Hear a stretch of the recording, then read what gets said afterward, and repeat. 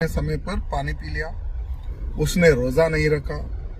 तो मैं उन मौलाना को कहना चाहूंगा।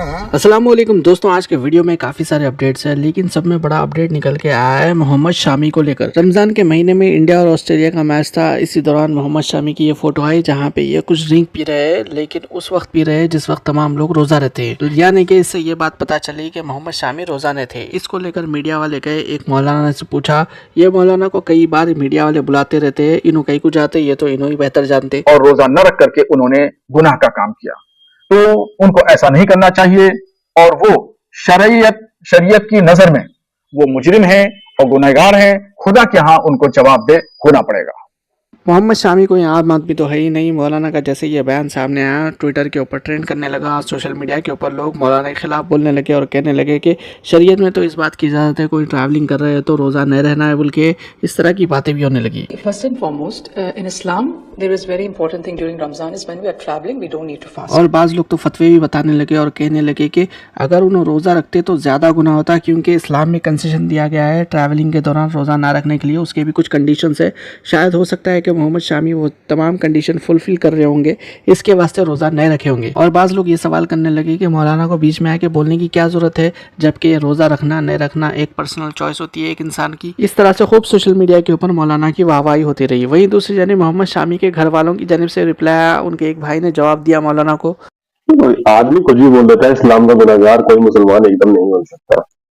यहाँ तक कि गैर मुस्लिम भी जब कुछ ज्यादा वो करता है, वो भी इस्लाम का गुनहगार नहीं एकदम से नहीं बन सकता। इस्लाम का गुनहगार आपको भी माना जाता है कि एकदम इस्लाम का गुनहगार बन जाता है, ये सही नहीं है। रोजा हर मुसलमान का फर्ज है, जैसे नमाज हर मुसलमान का फर्ज है, वैसे ही रोजा हर मुसलमान का फर्ज है। और जब इंसान सफर में होता है, सफर के बहुत सारी गुंजाइश है। ये इमाम साहब को कुछ बुक्स पढ़नी चाहिए इस्लाम की, जिसमें साफ साफ लिखा है कि इंसान जब सफर में होता है और किसी का मुत्ताहिद होता है तो वो रोजा छोड़ सकता है और वो रोजा बाद में रख सकता है। ऐसा नहीं कि छोड़ दे तो छोड़ ही दे, वो रोजा बाद में रख भी सकता है। इमाम साहब को ये टीआरपी के लिए नहीं करना चाहिए और इसके लिए लोगों को जागरूक करना चाहिए कि रोजा इंसान पे कैसे फर्ज है कैसे नहीं। इस बयान पर मौलाना का बयान के साथ है। मौलाना का बयान ये लगता है कि लोगों को समझाने के लिए होना चाहिए, ना कि अपने लोगों को ट्रोल करने के लिए। सोशल मीडिया पे इतनी बातें हुई, घर वालों का बयान भी सामने आ चुका है। अभी मौलाना का और एक वीडियो सामने आया है। इस्लाम ने रोजे को फर्ज करार दिया है और आकिल बालिग औरत मर्द पर सब पर रोजा रखना फर्ज है।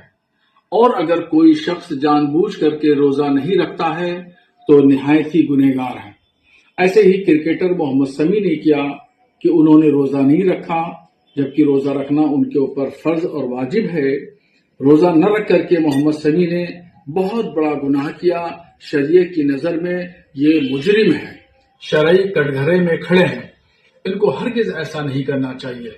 मैं इनको हिदायत देता हूँ, नसीहत भी करता हूँ बहैसियत आलिम दीन कि इस्लाम के जो फराइज हैं, वाजिबात हैं, अरकान हैं, उनकी बहुत सूरत पाबंदी करें। क्रिकेट का खेल कूद भी करें, सारे काम अंजाम दें, मगर अल्लाह ने जो जिम्मेदारी बंदे को ऊपर दी है, इस्लाम ने जो शरीयत का निफाज किया है, उसकी जिम्मेदारी भी बंदे के ऊपर है। इन तमाम चीजों को मोहम्मद शमी को समझना चाहिए। खुद काफ़ी सारे मुस्लिम ऑर्गेनाइजेशन से जुड़े हुए लोग भी आके मौलाना को यह बात समझाने की कोशिश करें। देखिए, मौलाना शहाबुद्दीन बरेलवी जी ने जो बयान दिया है मोहम्मद शमी के बारे में, देखिए मोहम्मद शमी हमारे देश के लिए खेल रहे हैं और वो हमारे भारत का गौरव है। जब पूरा देश भारतीय टीम की चैंपियंस ट्रॉफी में कामयाबी के लिए दुआ कर रहा है, ऐसे में मौलाना शहाबुद्दीन बरेलवी जैसे लोग सस्ती लोकप्रियता हासिल करने के लिए अनर्गल बयानबाजी कर रहे हैं। मैं इन लोगों से कहना चाहता हूं कि बेवजह की बयानबाजी से परहेज करें और इस्लाम की बदनामी ना करवाएं। देखिए, बंदा जो कोई रोजा रख रहा है या नहीं रख रहा है, ये उसका और अल्लाह के दरमियान का निजी मामला है। तो किसी को किसी के ऊपर किसी भी तरह का फतवा जारी करने का कोई हक नहीं है। साथ ही जहां तक शरीयत का एतबार से मैं बात कहूं तो मामला यह है कि मोहम्मद शमी सफर में है और सफर में बंदे को रोजे में छूट होती है, ये इस्लाम का कानून है। तो वो इतने बड़े अगर मौलाना हैं तो उनको इस चीज़ का इल्म होना चाहिए, समझ होनी चाहिए और बेतुकी बयानबाजी से परहेज करना चाहिए। हम तमाम जो भारतवासी हैं, मोहम्मद शमी और भारतीय टीम के जितने खिलाड़ी हैं, जिस तरह से वो हमारे देश का नाम रोशन करने की कोशिश कर रहे हैं, उन सब के हक में कामयाबी की दुआ करते हैं। और उन्होंने कुछ गलत नहीं किया है, सफ़र में है, रोज़े की छूट होती है, रमज़ान के बाद कज़ा रोज़ा वो रख सकते हैं। अब देखिए इन मौलाना को लेकर बीजेपी के एमएलए राजा सिंह का बयान भी सामने आ चुका है। बीजेपी के एमएलए राजा सिंह ने इन मौलाना को लेकर क्या कहा, यहाँ पर आप सुन सकते हैं। मोहम्मद शमी एक बहुत ही जबरदस्त क्रिकेटर है। आज भारत का सर ऊंचा करने में मोहम्मद शमी का एक बहुत बड़ा योगदान है। एक तरफ भारत को जीत दिलाने में पूरी ताकत मोहम्मद शमी लगा रहे हैं, तो दूसरी तरफ मनोबल तोड़ने के लिए कुछ मौलानाएं ऐसे कमेंट कर रहे हैं कि मोहम्मद शमी ने क्रिकेट खेलने से समय पर पानी पी लिया, उसने रोजा नहीं रखा। तो मैं उन मौलानों को कहना चाहूंगा कि तुम्हें मोहम्मद शमी जैसे लोगों से सीख लेने की आवश्यकता है कि इन्होंने धर्म से ज्यादा अपने देश का मान सम्मान बहुत ही महत्व समझा है। देश को आगे बढ़ाना मेरा कर्तव्य है, ऐसी सोच रखकर यहाँ क्रिकेटर फाइनल जीतने में लगे हुए हैं। ये मौलाना जो कमेंट करते हैं ना, इनका उद्देश्य एक ही होता है कि हमें मीडिया में रहना है कोई ना कोई सब्जेक्ट पर। और सबसे बड़ा मौलाना को ये दर्द है कि भारतीय क्रिकेट ने पाकिस्तान को ठोका है। मैं समझता हूँ ये मौलाना को वो दर्द है, लेकिन वो दर्द तो बयान नहीं कर सकते क्योंकि देशद्रोही कहलाएंगे। तो ये मौलाना ने यहाँ कमेंट कर दिया कि मोहम्मद शमी ने क्रिकेट खेलते समय पर पानी पी लिया, उसने रोजा नहीं रखा।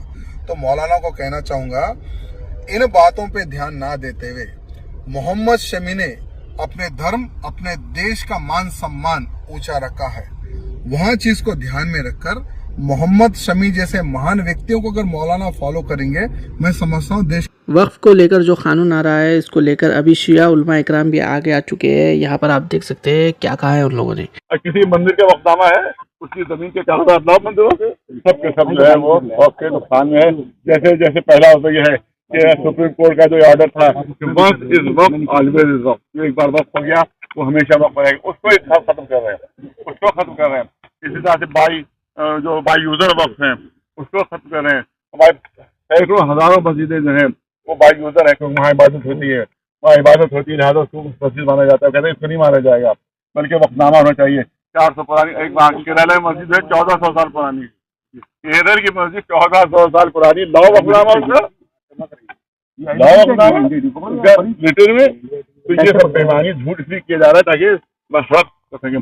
किसी मंदिर का वक्फनामा है, उसकी जमीन के कागजात लाओ मंदिरों से। यहीं पर आप जाए सामने देखें, यहाँ हुसैनाबाद की जमीन पर मंदिर बना हुआ है, कोई कागज है उसका, कोई कागज है उसका? वहाँ कागज तो नहीं मांग रहा, सारे कागज अभी तो मांग रहे हो, सारे सबूत अभी से मांग रहे हो। करोड़ों मंदिर, लाखों मंदिर जमीन बने, सरकारी जमीन में बने हुए, लाखों मंदिर सरकारी जमीन में बने हुए हैं। आप हिंदुस्तान या लखनऊ में जाकर देख लीजिए कितने मंदिर। आप देखिए जो लक्ष्मीबाई अस्पताल बना है, उसमें कितना बड़ा मंदिर अभी बनाया गया 10 साल पहले।